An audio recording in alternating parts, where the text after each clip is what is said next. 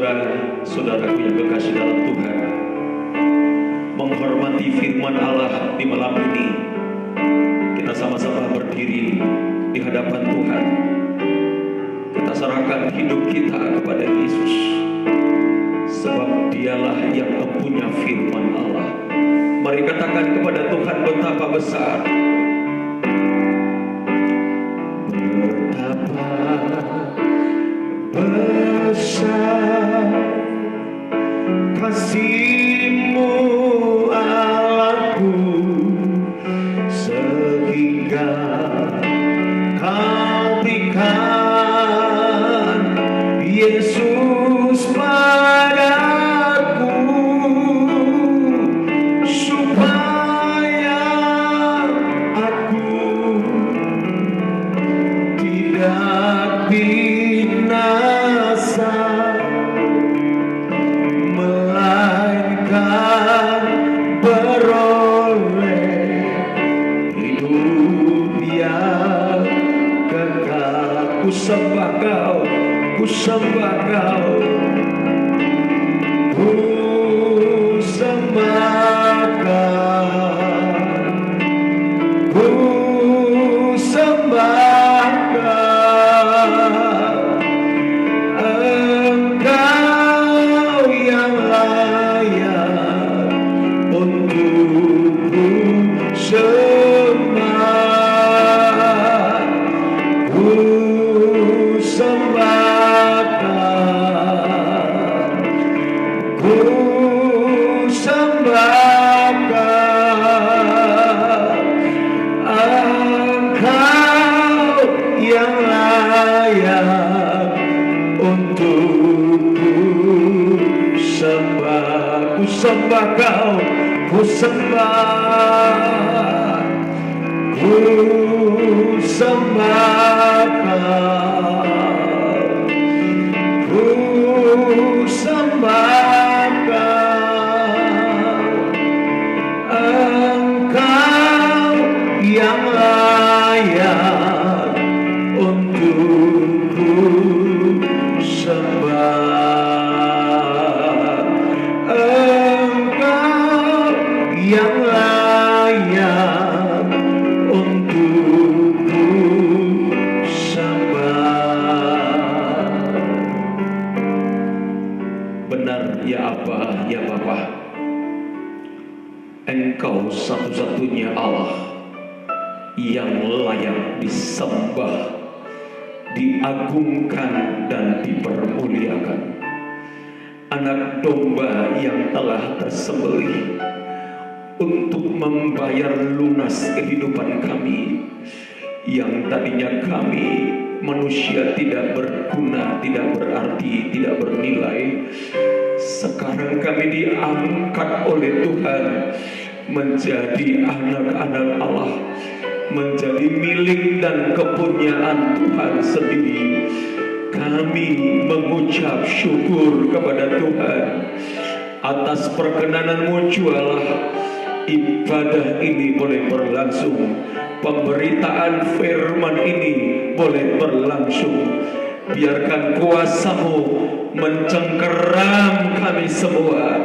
Biarkan firman-Mu hadir dalam kami semua, dan kuduskan kami, sucikan kami oleh kuasa darah dan pengurapan Roh Kudus atas hidup kami, agar kami layak tidak saja diperdamaikan dengan diri-Mu sendiri, tapi juga dikuduskan menjadi milik-Mu sendiri.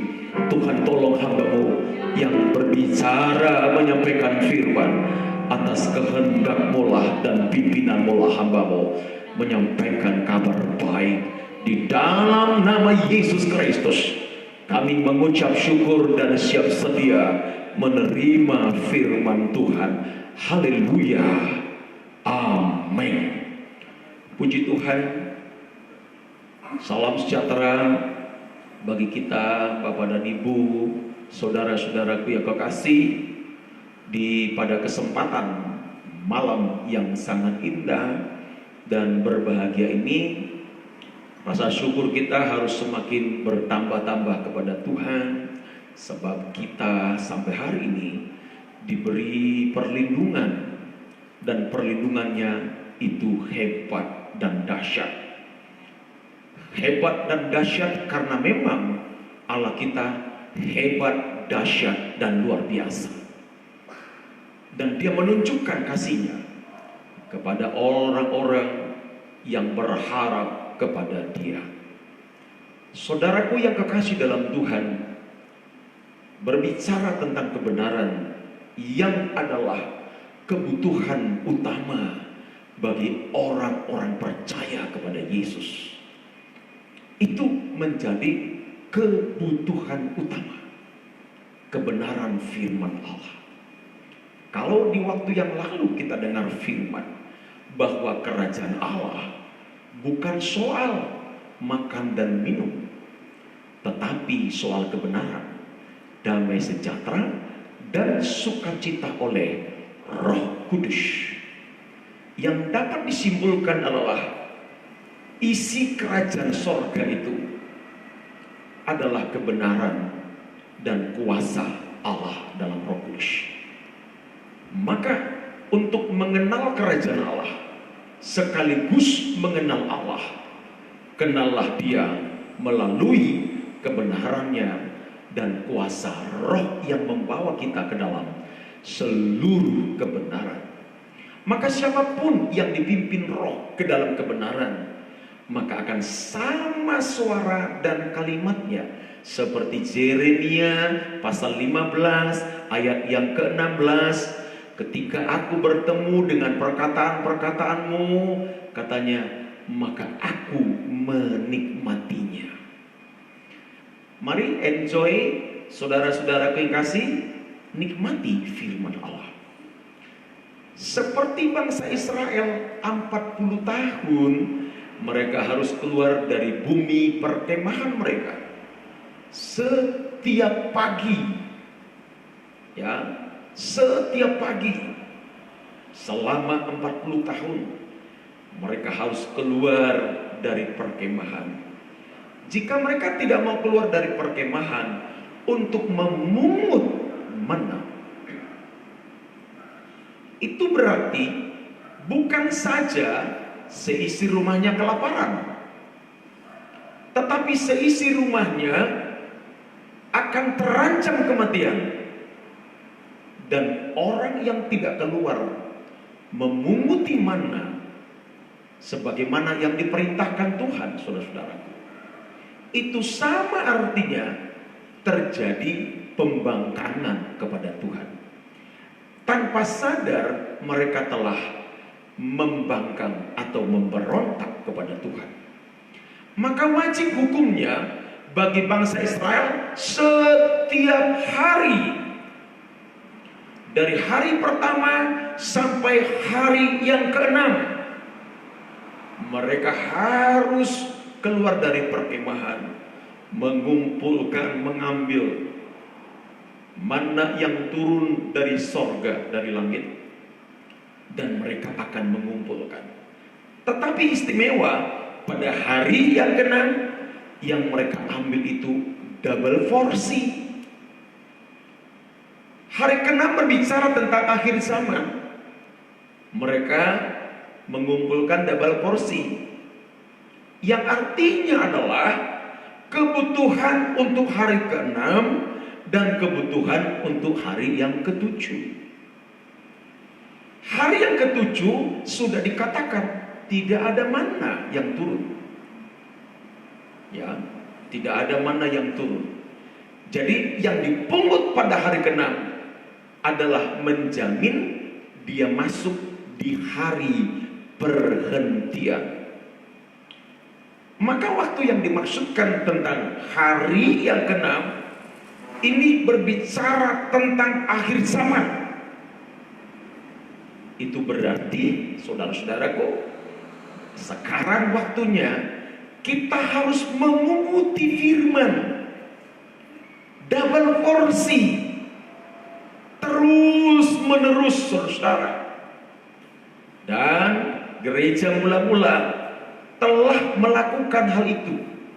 Setiap hari mereka berkumpul dalam persekutuan dan dalam pengajaran rasul-rasul setiap hari. Itu sebabnya gereja mula-mula ketika sudah kokoh dalam persekutuan, kokoh dalam pengajaran rasul-rasul, Tuhan memang mengizinkan ancaman-ancaman terjadi di tengah-tengah orang yang bersekutu itu. Dan seizin Tuhan pula lah mereka harus berserak-serak ke negeri yang ada di sekitar mereka. Dan dari sana ternyata Allah punya maksud, saudara. Orang yang sudah penuh dengan pengajaran firman, ternyata pengajaran itu tidak hilang. Mereka menjadi berkat. Dari satu keluarga bertambah. Dari situlah muncul ada suratan Rasul Paulus ke berbagai jemaat-jemaat yang dulu terserak-serak, tetapi sekarang menjadi berkat, menggenapi firman Allah yang mengatakan bahwa Injil kerajaan ini harus sampai ke ujung dunia. Hasil persekutuan dan kekuatan pengajaran yang dimiliki oleh rasul-rasul sampai di tahun 2020 ini, seluruh dunia telah mendengar Injil. Kabar baik ini sudah sampai kemana-mana. Soal berapa persen yang percaya, Tuhan tidak mencari itu. Tapi Tuhan berkata bahwa Injil kerajaan ini harus sampai ke bangsa-bangsa, ke suku-suku, kepada kaum-kaum, ya, sampai kepada bahasa-bahasa. Nah, kenapa mereka bisa berkumpul? Sama seperti Yeremia, dia berkata dengan hati yang tulus, apabila aku bertemu dengan perkataan-perkataanmu, maka aku menikmati firman itu. Sehingga firman itu menjadi apa? Kegirangan bagiku. Firman itu menjadi apa? Kesukaan bagiku. Keren banget. Ya, menjadi kesukaan bagiku. Saudara-saudaraku, kebenaran firman ini lah yang akan mengangkat kehidupan kita, berproses dari sehari ke sehari, berproses dari bulan ke bulan, berproses dari tahun ke tahun. Tuhan mengerjakan dari tahap-tahap yang luar biasa sampai benar-benar orang percaya itu menikmati firman. Memang kalau tidak dinikmati firman Allah, tidak akan pernah mengalami pertumbuhan. Orang yang menikmati firman sama artinya dia makan firman itu, dia telan firman Tuhan itu. Kan telah kita pelajari di malam kemarin, saudara-saudara kasih, bagaimana Yohanes di Pulau Patmos, ya, Yohanes di Pulau Patmos melihat malaikat yang kuat, malaikat yang gagah, sinar kemuliaan Allah menyelubungi malaikat itu. Dia berhasil menginjakkan kaki di laut dan kaki kirinya di bumi. Nah, tetapi di tangan kanannya ada kitab yang terbuka. Tuhan bilang sama Yohanes, kau ambil kitab itu, makan. Sebab ketika kau makan, maka manislah seperti madu di mulutmu dan pahit di dalam perutmu. Ya, memang firman Tuhan harus berproses. Kita makan obat saja, saudara-saudaraku, sesuai dengan resep dokter, ada proses. Masakan firman Tuhan kita makan, tidak ada proses. Harus ada proses. Ya, Prosesnya apa, saudaraku? Proses seperti bermetamorfosis. Kebenaran itu harus berlaku kepada kita seperti bermetamorfosa di dalam kita. Ya, harus nampak perubahan itu, saudara. Sebab hidup kita yang lama bermetamorfose menjadi hidup yang baru. Dari hidup kita yang kotor bermetamorfose menjadi hidup yang bersih. Dari hidup kita yang menjijikkan harus bermetamorfosa menjadi hidup yang menyenangkan. Hidup kita yang perusak, yang rusak harus bermetamorfose menjadi hidup yang menjadi berkat. Inilah kekuatan firman yang dinikmati. Ada sesuatu di dalam kita yang baru diperbaharui oleh Tuhan. Bermetamorfosa. Bukankah kita ini seperti ulat, saudara? Seperti ulat. Di mana ulat itu menjijikkan. Coba Anda lihat di mana ada ulat bersarang, maka disitulah kotorannya berserak-serak. Kotor. Dan orang tidak pernah koleksi yang namanya ulat. Karena biasanya orang melihat ulat, dia akan tempiskan. Kenapa? Orang bisa merasa jijik dengan namanya ulat. Dan ulat biasanya merusak. Tanaman dihabisi oleh ulat. Kalau ulat itu berada di daun pisang, maka dia akan koyak daun pisang itu. Dan itu menjadi konsumsi bagi dia. Dan biasanya kalau sudah di daun pisang, maka semakin banyak ulat di pohon pisang, di daun pisang itu akan alamat buah pisangnya menjadi kerdil. Merugikan. Nah, tapi kalau ulat sudah bermetamorfosa, maka ulat berubah. Ya, dari kepompong kemudian menjadi kupu-kupu yang cantik. Ketika sudah berubah menjadi kupu-kupu yang cantik, di mana taman ada, di situ dia ada. Dan orang senang mengoleksi kupu-kupu. Dan kupu-kupu menjadi alat yang menjadi berkat. Penyerbukan di tanaman melalui bulu-bulu halus, melalui kaki-kaki dari kupu-kupu itu membawa serbuk-serbuk mengawinkan pohon satu dengan pohon yang lain. Sehingga apa? Tanaman berbuah. Maukah kita bermetamorfosis, saudara? Tuhan inginkan ini. Sekarang belajar untuk sampai ke sana. Sebab yang pertama-tama dirombak oleh Tuhan dalam diri kita adalah karakter kita. Kemanusiaan lama kita ini harus dirombak. Sampai terakhir nanti puncak metamorfosis adalah, saudara-saudara kekasih, Filipi 3 ayat 21. Ini puncak metamorfosis. Ini puncaknya.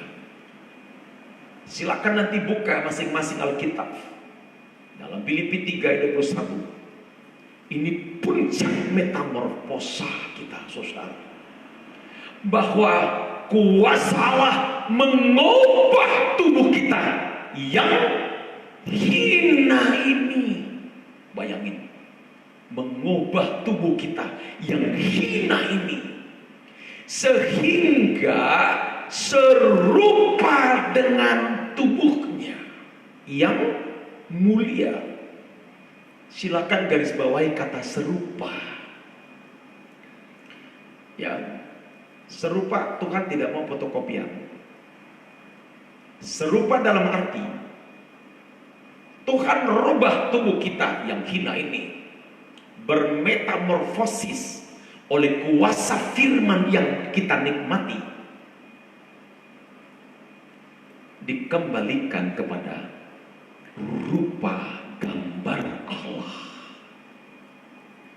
Dulu rupa gambar Allah itu ya ini yang hina ini. Hidup kita yang hina itulah hidup yang rusak, yang telah keluar dari rupa gambar Allah. Tetapi Tuhan ketika kita menikmati firman Allah, Dia akan kembalikan ke rupa sama, serupa dengan tubuhnya yang mulia. Dan Dia bisa melakukan itu, saudara. Maka jangan pernah bosan untuk dengar firman. Jangan bosan untuk membaca Alkitab. Jangan kau jenuh. Jangan. Itu berarti kita mengurangi kesempatan kita dirubah oleh Tuhan. Justru sekarang kita kejar kesempatan dan peluang yang masih ada dan berseru kepada Tuhan, Tuhan, aku mau setiap hari menikmati firman-Mu. Setiap hari, supaya aku berubah. Sekarang karakterku, tapi pada hari H, hari yang ditetapkannya, dirubahlah tubuh kita menjadi serupa dengan tubuhnya yang mulia. Itu yang disebut dengan tubuh rohania.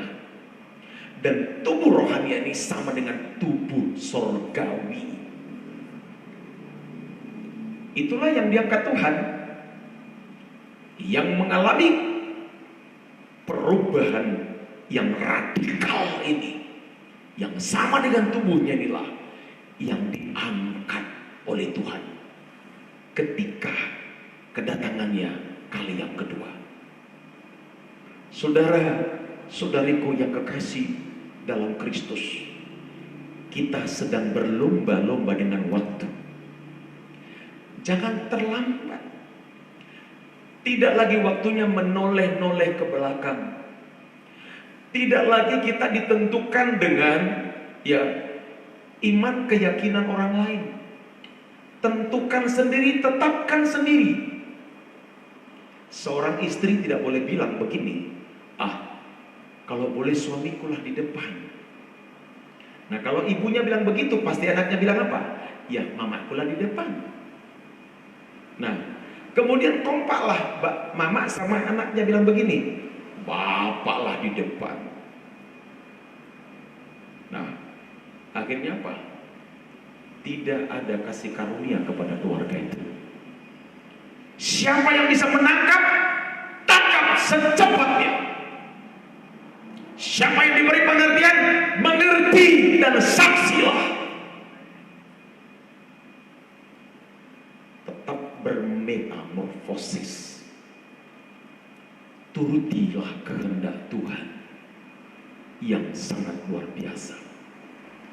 Kenapa saya katakan kita sedang berlomba dengan waktu? Karena memang berkali-kali Alkitab bilang begitu. Firman Tuhan berkata sedikit, bahkan sangat sedikit waktu lagi yang sangat lebih ekstrim. Kebenaran firman berkata dalam 2 Korintus pasal yang kelima ayat yang pertama. Dalam 2 Korintus pasal yang kelima ayat yang pertama, pernahkah kita membaca ayat ini? Saya kira pernah. Pernah kita simak ayat ini? Mungkin pernah. Pernah kita dalami? Ini menjadi pertanyaannya. Ini yang menjadi pertanyaannya. Bahwa dunia yang kita tempati ini sedang berlomba, sebab waktu telah ditetapkan oleh Tuhan bahwa ini akan dibongkar. Dunia kita akan dibongkar. Tidak perlu tahu seperti apa cara Tuhan membongkar, tapi pasti akan dibongkar. Suratan Petrus berkata, saudara-saudara kekasih, ini akan digulung seperti gulungan kitab.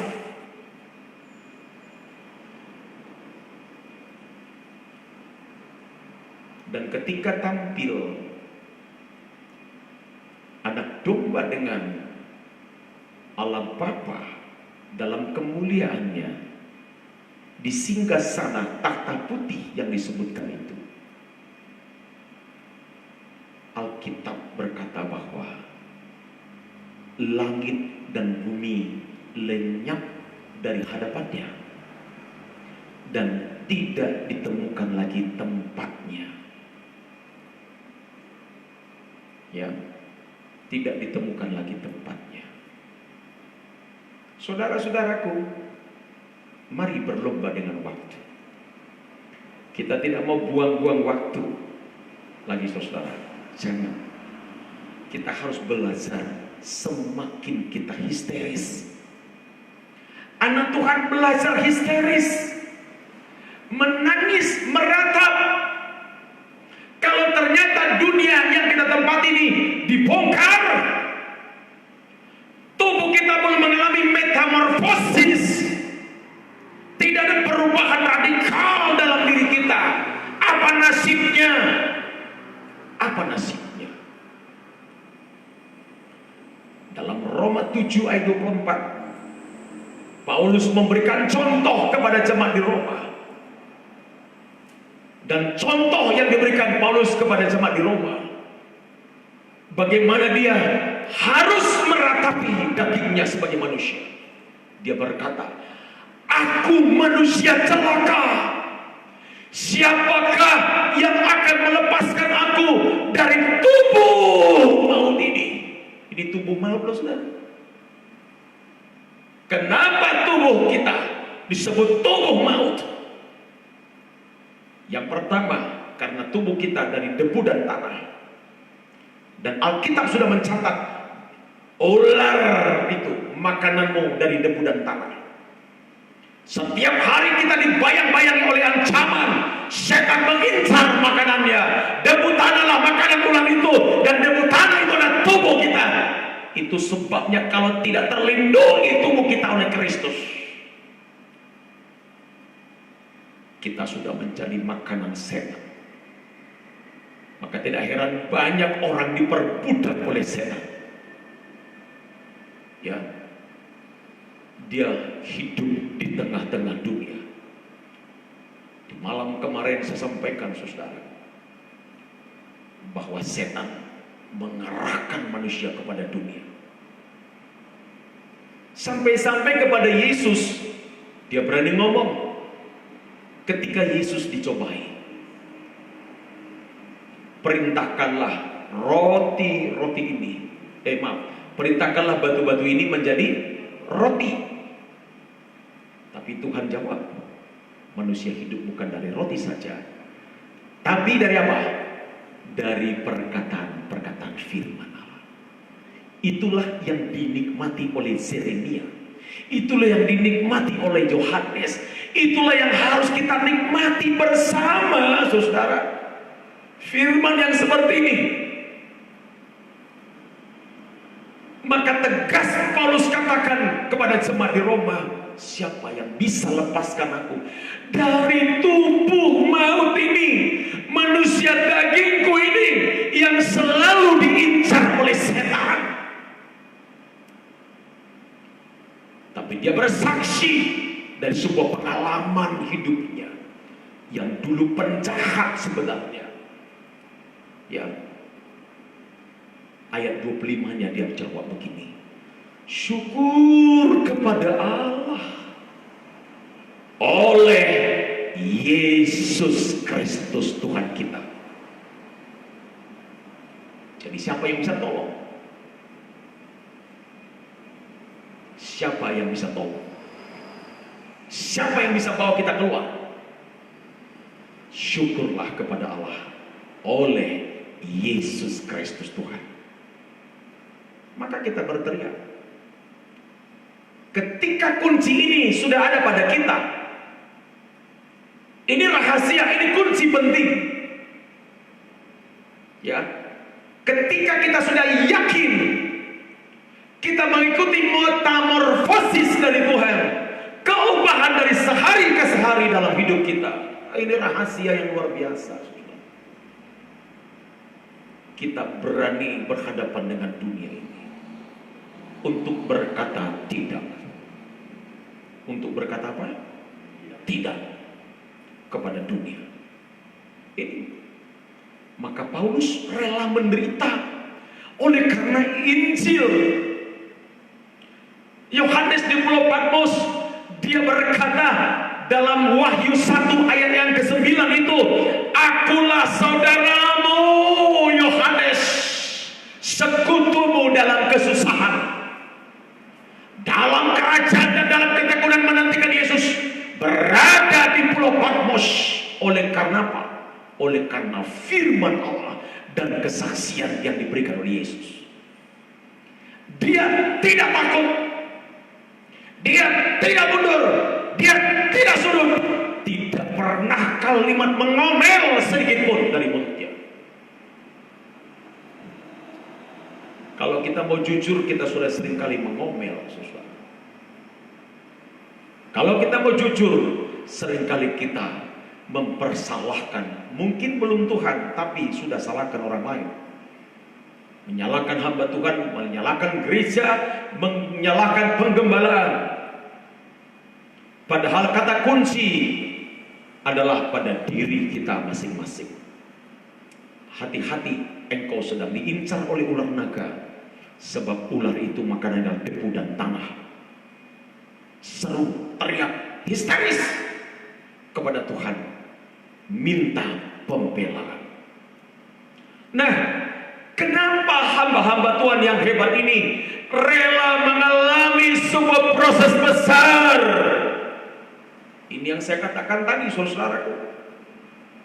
Karena dia mengalami sebuah proses perubahan yang secara radikal, sampai kemudian menantikan seperti yang saya sebutkan ayatnya tadi dalam Filipi pasal 3 ayat 21. Ya, tadi sudah dibacakan, saya sampaikan kepada kita semua, saudara-saudara kekasih, bahwa dia akan mengubah. Mereka menantikan keubahan terakhir itu. Mereka menunggu itu, saudara. Walaupun zaman mereka telah selesai dan mereka telah menerima upahnya yang besar, sekarang amanat ini buat kita di akhir zaman. Siapkan diri untuk menerima keubahan itu. Tapi beranikah seperti rasul-rasul menderita engkau karena Injil? Ketika orang mungkin menghinamu, menyoroti keyakinanmu, engkau mungkin belum siap. Tapi mulai sekarang harus benar-benar siap. Dicela, dikucilkan, dihindari, ditinggalkan, no problem. Karena Kristus. Kenapa Paulus berani mengambil resiko itu? Ayat ini harus dibaca dengan sungguh-sungguh. Simak ayat ini. Ini kunci kebenaran firman Allah, supaya tetap kita berada di dalam Kristus. 2 Timotius 1 ayat 12. 2 Timotius 1 ayat 12. Mari camkan ayat ini.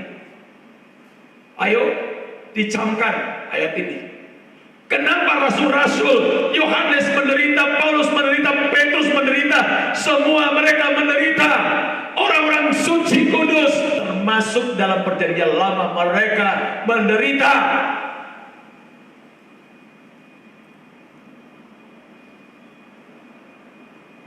Ini kata kuncinya. Aku menderita semua ini, tetapi aku tidak malu. tahu kepada siapa aku percaya. Garis bawahi, karena aku tahu kepada siapa aku percaya. Ketika engkau tahu kepada siapa engkau percaya, engkau tidak akan gusarkan hidupmu. Ketika engkau sadar kepada siapa engkau percaya, engkau bisa yakin, saudara-saudaraku, engkau tidak takut menghadapi zaman yang goncang ini. Tidak mesti. Tidak mesti. Ketika kita tahu kepada siapa kita percaya. Dan kalau kita tahu kepada siapa kita percaya, Paulus melanjutkan di ayat itu, aku yakin bahwa Dia berkuasa memeliharakan apa yang telah dipercayakannya kepadaku hingga atau sampai pada hari Tuhan. Jadi jerih payahmu tidak akan sia-sia. Doamu malam ini tidak akan sia-sia. Pujianmu malam ini tidak akan sia-sia. Waktu yang engkau korbankan untuk mendengarkan kebenaran ini dimanapun Anda berada tidak akan pernah sia-sia. Karena kita sama-sama berkata kepada Tuhan, karena aku tahu kepada siapa aku percaya. Kiranya Tuhan mengangkat iman percaya kita malam ini, saudara. Bangkitlah hai saudaraku, semangatlah hai saudaraku. Jangan kau tunduk kepada dunia, tapi angkat wajahmu kepada Tuhan. Sama seperti Paulus katakan kepada orang di Roma, jika Allah di pihak kita, siapa yang menjadi lawan kita? Ini kekuatan kalau sudah tahu kepada siapa dia percaya dan mengenal Tuhan dengan baik dan benar. Nih, mantap. Ya. Dan kalau kita tahu kepada siapa kita percaya, saya mengajak kita buka dulu kitab Mazmur pasal 1 ayat yang kedua. Tugas kita adalah sekarang adalah agar kita benar-benar menjadikan firman Allah sama seperti Yeremia tadi, saudara. Yeremia 15 ayat 16 tadi loh.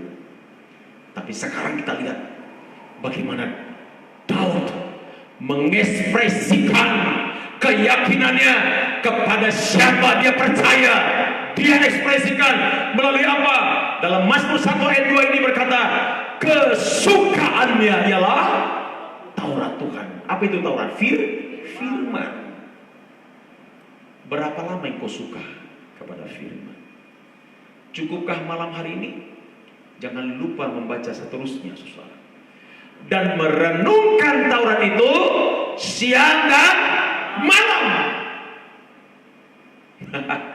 Syukur malam ini ada kebenaran mengingatkan kita. Dari kemurahan Tuhan saya diberi kepercayaan oleh Tuhan. Aku pun tidak pernah menyangka harus bisa setiap malam menyampaikan firman Allah. Aku tidak pernah terfikir bisa berkhotbah setiap malam. Dan aku tahu tidak pernah kering firman-Nya. Semakin ku baca firman Tuhan, semakin hidup semua ayat firman. Itu membuat ini bahagia, saudara. Berapa lama kita sukai firman? Siang dan malam. Selama dapat disebut siang, selama masih dapat disebut malam, selama itulah kita harus menyukai firman. Dan bukti orang suka kepada firman, dia akan merenungkan. Apa itu merenungkan? Merenungkan bukan menghayal, saudara. Merenungkan berarti dia minta kebenaran itu diam dan menjadi bagiannya. Semakin terus-menerus berkelanjutan firman Allah disimpan dan diam di sini, maka semakin kental dan komitmen dia untuk berkata, sebab aku tahu kepada siapa aku percaya, makin mantap. Ada persoalan, dia bilang, sebab aku tahu kepada siapa aku percaya. Hai suami-suami, katakan itu kepada istrimu. Hai suami istri, katakan itu kepada anak-anakmu. Ajarkan hal itu kepada mereka. Dan jika ini yang terjadi, saudara, orang yang menjadikan firman kesukaannya, dia tidak akan kehilangan apa-apa. Tapi Tuhan menjaga, Tuhan memberi hidup kepada dia. Dan dia akan ditanam di tepi aliran air. Air yang ketiga, mari cek. Ia seperti pohon yang ditanam di mana? Di tepi aliran air. Garis bawahi pula yang namanya ditanam. Kalau disebut ditanam, berarti tidak tumbuh sendiri. Bisa saja tumbuh di mana tempat, tapi karena di mana tempat dia mau merenungkan firman, dipindahkan, ditaruh di tempat yang dekat dengan sumber air. Dan kita tahu Yesuslah sumber air kehidupan kita. Dia taruh di situ, dia tanam di situ. Jadi kalau sudah ditanam di sana, sudah pasti hidup dong. Tidak mengalami musim kering, sudah pasti. Sebab kemarin kita dengar firman Tuhan, saudara-saudaraku, ketika tanah tidak mengecap air hujan atau tidak menghisap air hujan, maka tanah itu menjadi kering. Dan kalau tanah menjadi kering, itu sama artinya gersang. Tidak ada tanaman yang berguna bisa tumbuh di situ, kecuali apa? Semak duri, kehidupan yang menyakiti dan tidak pernah menjadi berkah. Tapi kalau ditanam oleh Tuhan, itu berarti tangan Allah bekerja. Dia bekerja mengangkat hidup kita. Bukankah kita ini seperti orang-orang yang sedang berada di lumpur dosa, seperti bunga bakung di lembah. Itu kita, saudara kekasih. Tapi dipindahkan. Setelah dipindahkan, maka Yesus memberi perumpamaan. Pandanglah bunga bakung di ladang, bukan lagi di lembah. Setelah dipindah, yang tidak memintal. Ketika dalam Kidung Agung disebutkan kita adalah bunga bakung yang di lembah, tidak disebut seperti apa indah bunganya. Tapi setelah dalam kitab Matius dipindahkan, pandanglah bunga bakung di ladang. Di ladang berarti di proyeknya Tuhan. Sudah berada pada proyek perlindungan Allah. Sebab ladangnya Tuhan itu di mana-mana sudah dipagari, ada menara jaga. Kan begitu dalam kitab Yesaya pasal 5. Luar biasa, saudara. Yang tidak meminta, Salomo dalam kegemilangannya tidak pernah berpakaian seindah dari pohon itu atau bunga bakung itu. Maka berikan hidup kita ditanam oleh Tuhan. Doa kepada Tuhan, Tuhan tanamlah saya dekat dengan air hidupmu. Hai ibu-ibu, banyak berseru kepada Tuhan, tanamlah kami sekeluarga di dekat dengan aliran air hidup ya Tuhan. Dan setiap yang ditanam di sana ada kepastian menghasilkan buah. Berapa lama? pada musimnya. Nanti bergerak terus. Yang ditanam di tepi aliran air ini mungkin sekali waktu menunggu musim. Tetapi semakin kita berada di dalam Kristus, ada keubahan. Tidak mengenal musim. Yeremia 17 ayat yang ke-7 dan ayat yang ke-8. Bunyinya hampir sama, saudara. Tapi lihat berkat Allah yang diungkapkan dalam kitab Yeremia ini. Dengar ya. Diberkatilah orang yang mengandalkan Tuhan. Mengandalkan Tuhan. Yang menaruh harapannya pada Tuhan. Maka orang yang mengandalkan Tuhan menaruh harap. Ya, jangan seperti Korah tidak menaruh harap kepada Tuhan sehingga dia berontak kepada Musa.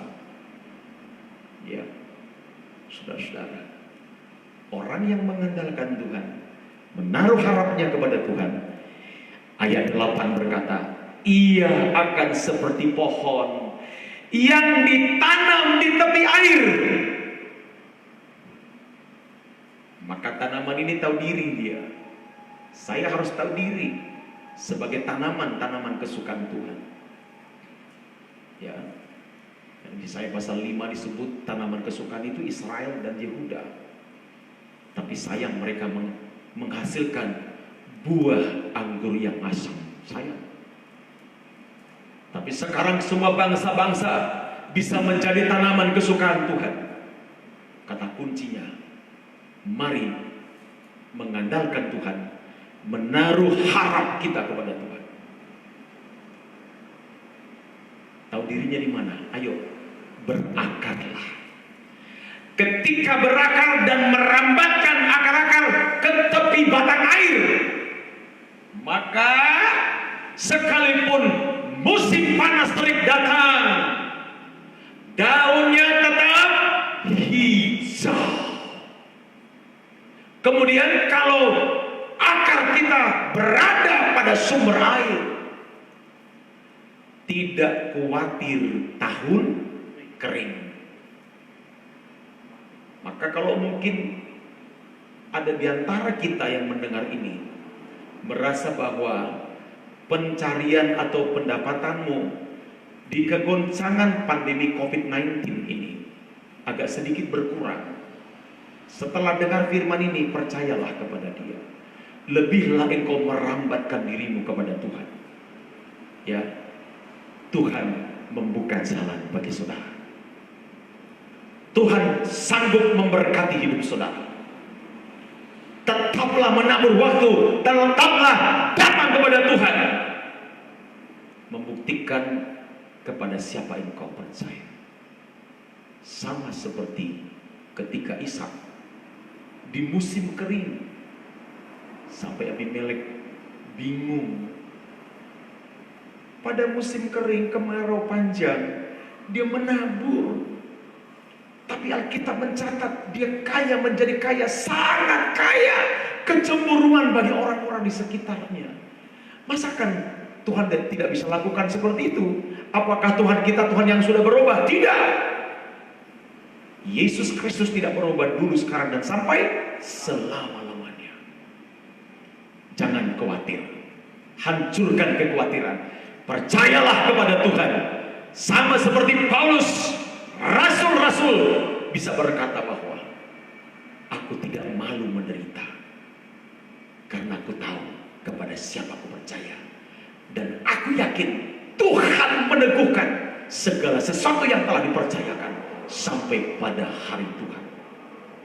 Terakhir adalah setelah lepas dari semua kekhawatiran, akan menghasilkan buah yang tidak berhenti-henti. Menaruh harap kepada Tuhan dan mengandalkan Tuhan, itu kunci kuasa kehadiran Tuhan tidak berhenti dalam hidup kita. Masuklah dalam hadirat Tuhan. Diberkatilah Engkau hai suami istri dan anak-anakmu, diberkatilah usahamu oleh karena Tuhan, karena kita tahu kepada siapa kita percaya. Saya Pendeta Ebenezer Silawahi, Gembala Sidang Gereja PT Indonesia kilometer 79 Kandis Kota, Provinsi Riau, mengucapkan Tuhan Yesus memberkati kita semua. Mari kita bangkit berdiri. Bapakku, ajaib Engkau atas firman-Mu yang hidup, yang dahsyat, yang luar biasa. Bapa, bahwa kami menikmati pengajaran-Mu ini, bahwa kami menikmati kebenaran-Mu ini, supaya itu menjadi kesukaan bagi kami, Tuhan. Menjadi kesukaan bagi kami, kegirangan dalam hidup kami. Kami bersyukur di akhir zaman ini, Tuhan tolong kami. Teruslah kami beri makan dari kebenaran-Mu, Tuhan. Kami makan dari firman, hidup karena firman. Dan kami tahu kepada siapa kami percaya. Itu yang mengikat kami hari ini, sehingga kami seperti pohon yang ditanam oleh Tuhan di tepi batang air, yang tidak mengalami datangnya panas terik, daun hijau, tidak khawatir di tahun kering, tidak berhenti menghasilkan buah. Di tengah-tengah dunia yang bergoncang ini, kami tetap menghasilkan buah. Di tengah-tengah dunia yang bergelora ini, yang dilanda kekhawatiran dan ketakutan ini, di sini kami harus berbuah-buah. Inilah persembahan terbaik kami yang bisa kami bawa dan persembahkan kepada Yesus Kristus, Sang Mempelai laki-laki sorga. Pujian kami bagi nama-Mu, ya Tuhan. Kami berdoa untuk bangsa dan negara kami Indonesia. Bapakku, dengarlah kami dalam kerendahan hati berdoa. Tolonglah Indonesia kami, sekaligus ampunilah Indonesia kami, rakyat Indonesia, mulai dari hamba-Mu pribadi Tuhan. Kami banyak berdosa kepada Engkau, kami masih kurang, tapi untuk Indonesia Kau berdoa. Selamatkan negeriku, selamatkan bangsa kami. Aku melihat dari sorga tetesan-tetesan air mata untuk negeri kami, bangsa kami saudara sebangsa dan setanah air. Dari Sabang sampai Merauke, dari Pulau Miangas sampai Pulau Rote, 17 ribuan pulau di Indonesia, bahkan ratusan suku-suku di negeri ini. Kami keluarga-Mu Tuhan, kami adalah milik-Mu. Kami persembahkan diri kami untuk keagungan dan kemuliaan-Mu. Selamatkan bangsa kami. Engkau menolong Bapak Presiden kami Joko Widodo bersama keluarga besarnya, Wakil Presiden dan bersama keluarga besarnya, para menteri semua bersama dengan keluarganya, semua gubernur-gubernur, semua bupati wali kota se-Indonesia, demikian juga seluruh camat-camat, kepala desa, kepala kelurahan, kepala kampung, kepala dusun, dan pemerintahan terkecil. Hamba-Mu mengangkat suara kepada-Mu, mempersembahkan negeri. Selamatkanlah kami semua, tolong kami. Engkau memberikan jalan keluar. Mukjizat Tuhan nyata, mukjizat-Mu nyata bagi kami yang percaya. Yang sakit Tuhan, kami mengangkat tangan, Engkau sembuhkan. Yang kena kepada COVID-19 ini, dimanapun mereka dalam proses perawatan atau mungkin dalam perawatan mandiri, Bahkan Tuhan, pasien dalam pemeriksaan atau pengamatan, dimanapun mereka berada, kami hanya mengangkat tangan. Tuhan Yesus yang turun tangan, menolong dan menyelamatkan mereka sekalian. Kami juga doa kepada sanak dan saudara kami yang bersama-sama dengan kami atau juga tidak bersama-sama dengan kami. Perlindungan-Mu ada pada kami, demikian pada saudara-saudara kami. Kami mohon doa kepada Tuhan, belas kasih-Mu lah yang terjadi turun bagi keluarga besar kami semua. Dipermuliakanlah Tuhan sekarang dan sampai selama-lamanya. Dan tuliskan kebenaran Allah ini di jantung hati kami, di loh hati kami sekalian ya. Dan kami menutup ibadah malam ini, kiranya turunlah berkat Tuhan, anugerah yang maha besar dari Bapa dalam sorga, kasih sayang cinta Yesus Kristus, dan persekutuan Roh yang suci, Roh Kudus, memberkati dan menyertai kami sekalian ya, pada malam ini sampai selama-lamanya. Di dalam nama Tuhan Yesus Kristus kami berdoa mengucap syukur. Haleluya. Yakin percaya katakan sama-sama. Amin. Silakan duduk kembali.